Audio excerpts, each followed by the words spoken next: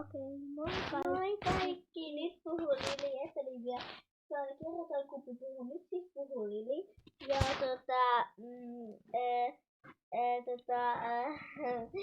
me ollaan nyt kotona chillaamassa ihan kahdestaan.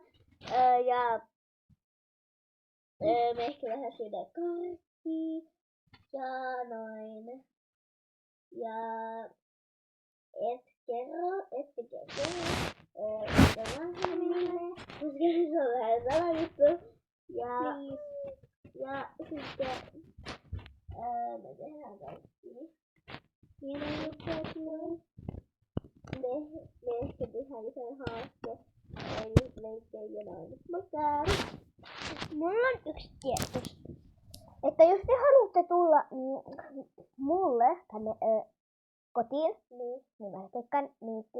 Mun se osoite on joku Kapellanranta joku ja B-rappu, semmonen valkoinen talo. Moikka! Iso valkoinen talo.